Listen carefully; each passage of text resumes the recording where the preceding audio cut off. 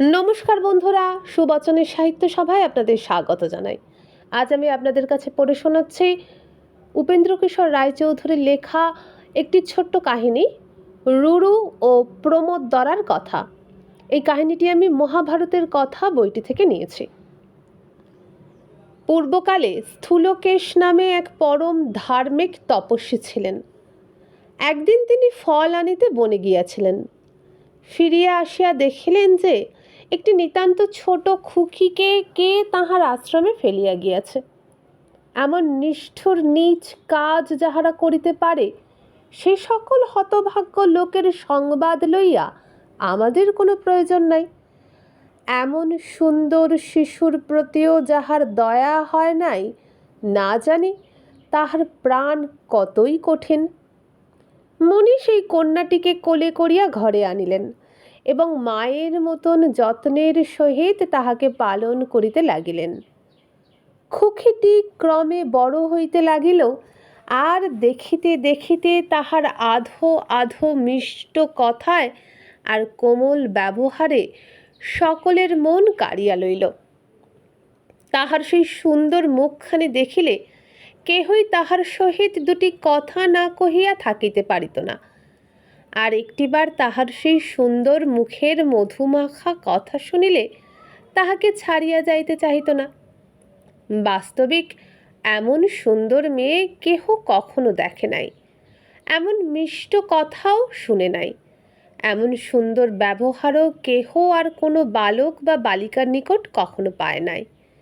তাই মহর্ষি স্থূলকেশ মেয়েটির নাম রাখিলেন প্রমোদরা, অর্থাৎ সকলের সেরা মেয়ে। মেয়েটি যখন বড় হইল, তখন একদিন মহর্ষি চবনের নাতি মহাত্মা প্রমতির পুত্র রুরু সেই আশ্রমে বেড়াইতে আসিলেন। সেখানে প্রমোদরাকে দেখিয়াই তাহার মন কেমন হইয়া গেল। সেই অবধি তাহার আর কিছুই ভালো লাগে না। তিনি কেবলই প্রমোদরার কথা ভাবেন, আর যে কাজ করিতে হইবে তাহার কথা ভুলিয়া যান। রুরুর বন্ধুরা প্রমতির নিকট গিয়া বিনয় করিয়া কহিল, ভগবান, আপনার পুত্র স্থূলকেশের আশ্রমে প্রমোদরা নাম্নী একটি কন্যাকে দেখিয়া তাহাকে বড়ই ভালোবাসিয়াছে।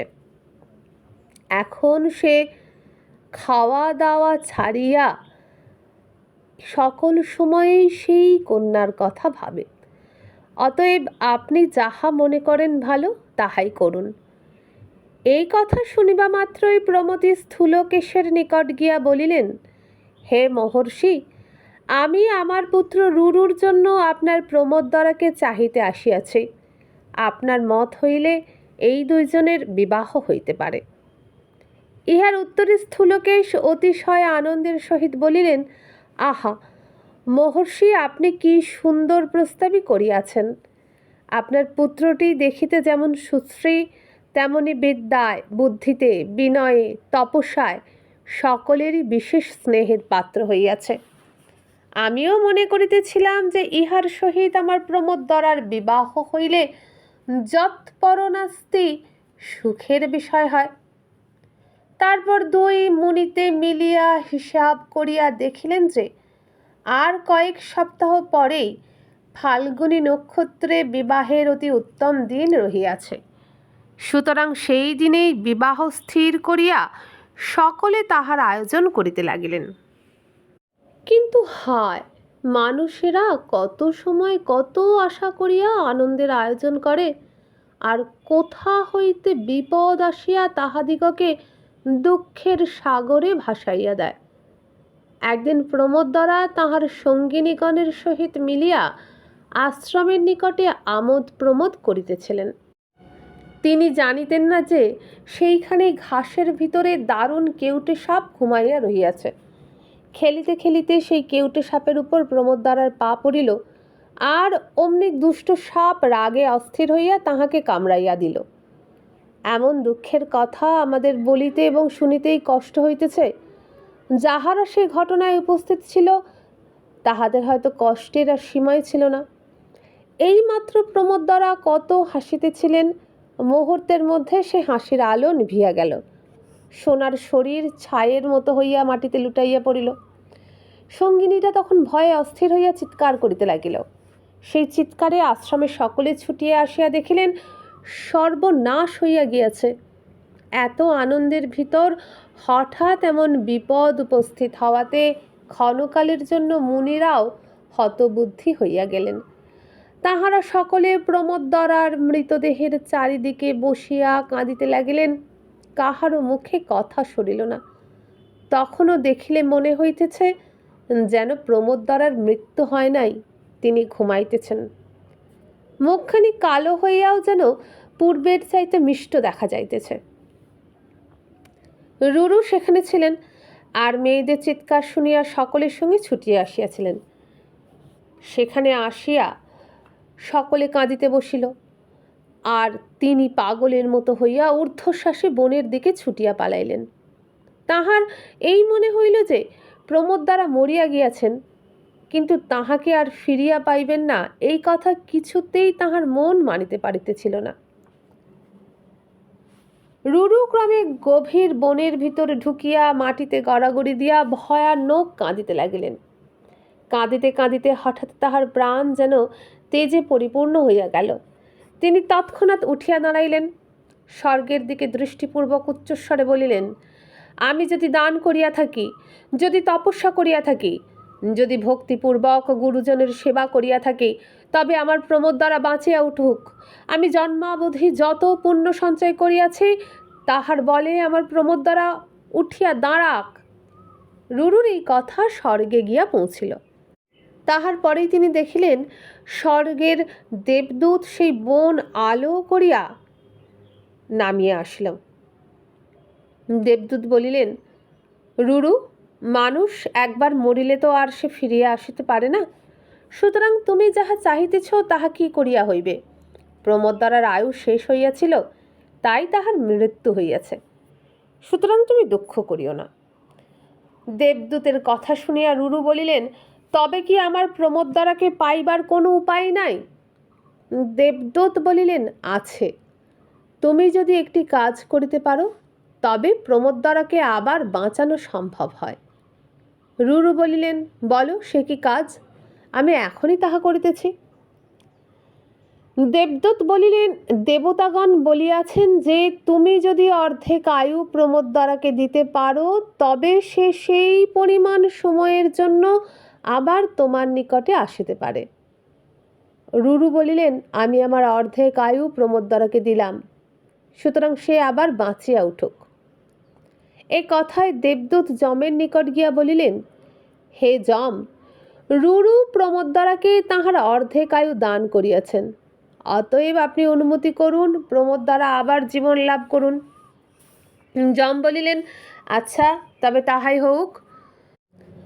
যমের মুখ দিয়া এ কথা বাহির হইবা মাত্র প্রমোদদ্বরা চোখ রগড়াইতে রগড়াইতে উঠিয়া বসিলেন। তখনও সকলে তাহার চারিধারে বসিয়া কাঁদিতেছিল। তাহারা তাহাকে উঠিতে দেখিয়া নিতান্তই আশ্চর্য ও আনন্দিত হইয়াছিল, তাহাতে কোনো সন্দেহ নাই। সে আনন্দ সামলাইয়া উঠিতে তাহাদের অনেক সময় লাগিয়াছিল, কেননা বিবাহের দিনও ইহার পরে দেখিতে দেখিতে আসিয়া উপস্থিত হইল। রাজা রাজরার বিবাহে অবশ্য খুব জমকালো রকমের ধুমধাম হয়।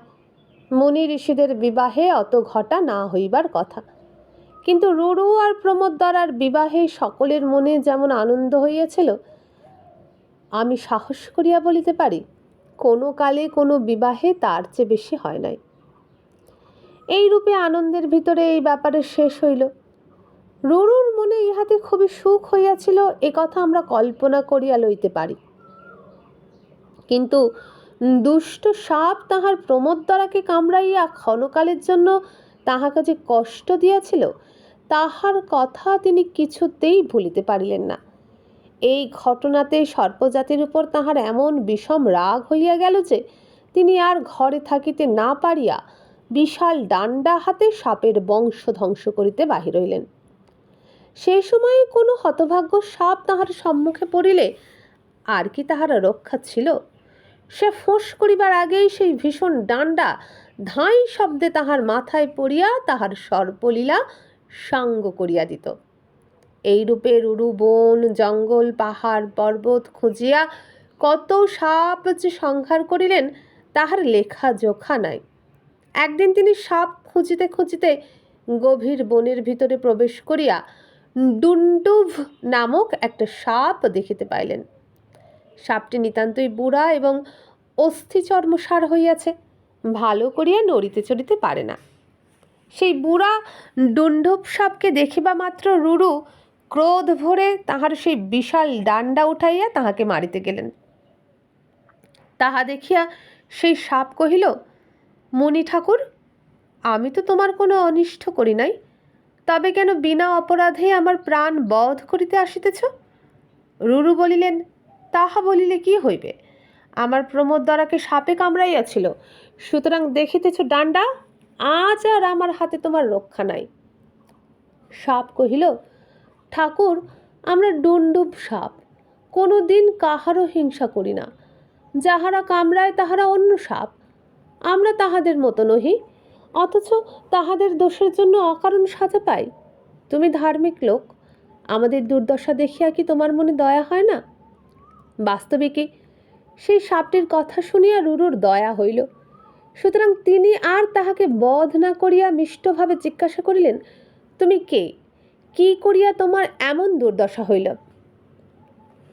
সাপ কহিল, পূর্বজন্মে আমি সহস্রপাদ নামে মুনি ছিলাম, ব্রাহ্মণের সাপে সর্প হইয়াছে। রুরু বলিলেন, তোমার কথা আমার বড় আশ্চর্য বোধ হইতেছে। ব্রাহ্মণ কেন তোমাকে সাপ দিলেন? আর সে সাপ দূর হইবার কোনো উপায় আছে কি না, এই সকল কথা শুনিতে পাইলে আমি অতিশয় সুখী হইব। সর্প কহিল, ছেলেবেলায় খগম নামে আমার একটি বন্ধু ছিলেন। তিনি সর্বদাই তপস্যা করিতেন আর কখনো মিথ্যা কথা কহিতেন না। একদিন আমি তামাশা দেখিবার জন্য একটা খড়ের সাপ লইয়া তাহাকে ভয় দেখাইতে গেলাম। আমি জানিতাম না যে সেই খড়ের সাপের ভয়ে তিনি অজ্ঞান হইয়া যাইবেন। জ্ঞান হইলে পর তিনি রাগে অস্থির হইয়া আমাকে এই সাপ দিলেন যে, তুমি যে খড়ের সাপ দিয়ে আমাকে ভয় দেখাইলে, সেই খড়ের সাপের মতো অকর্মণ্য সাপ তুমি হইবে। খগমের তপস্যার তেজ আমি জানিতাম, তাই তাহার কথা শুনিয়া আমি জোর হাতে বলিলাম, ভাই, আমি তামাশা করিতে গিয়ে একটা অপরাধ করিয়া ফেলিয়াছি, আমাকে তুমি ক্ষমা করো আর কঠিন সাপ হইতে আমাকে বাঁচাইয়া দাও। ইহাতে খগমের চোখে জল আসিল। তিনি কাঁদিতে কাঁদিতে বলিলেন, ভাই, নিষ্ঠুর কথা মুখে আনিয়া ফেলিয়াছি, এখন তো আর উপায় দেখি নাই। এখন আমি যাহা বলিতেছি মন দিয়া শুনো, আর কখনো ভুলিও না। প্রমতির পুত্র রুরুর সহিত দেখা হইলে তোমার সাপ দূর হইবে। কি আশ্চর্য! সাপ তাহার কথা ভালো করিয়া শেষ করিতে না করিতেই তাহার চেহারা একটু একটু করিয়া মানুষের মতো হইতে লাগিল। তখন সে বলিল, বুঝিয়াছি, আপনি সেই প্রমতির পুত্র রুরু, তাই আপনার দর্শন পাইয়া আজ আমার সাপ দূর হইল। বলিতে বলিতে সহস্রপাদ তাহার নিজের সুন্দর মূর্তিতে উঠিয়া দাঁড়াইলেন। তারপর তিনি স্নেহের সহিত রুরুকে অনেক সুন্দর উপদেশ দিয়া সেখান হইতে প্রস্থান করিলেন। বন্ধুরা, এখানেই শেষ হয়ে গেল এই ছোট্ট কথাটি। কেমন লাগলো? ভালো লাগলে একটা লাইক করবেন, কমেন্ট করে জানাবেন, আমার ভিডিওটা বেশি বেশি করে বন্ধুদের সাথে শেয়ার করবেন, আর অবশ্যই আমার চ্যানেলটিকে সাবস্ক্রাইব করে আমাকে উৎসাহিত করবেন। আর যদি এরকমই আরও গল্প শুনতে চান, তাহলে এই ভিডিওর নিচে যে বারে আমার চ্যানেলের নাম লেখা আছে সেখানে ক্লিক করলে খুলে যাবে চ্যানেলের হোম পেজ। হোম পেজে গেলে পাবেন ভিডিওস অথবা প্লেলিস্টে থরে থরে আমার আজ পর্যন্ত আপলোড করা গল্প রয়েছে, সেগুলি দেখতে পারেন যতক্ষণ না নতুন গল্প নিয়ে এসেছি। তাহলে আজকে বিদায় নিলাম। নমস্কার।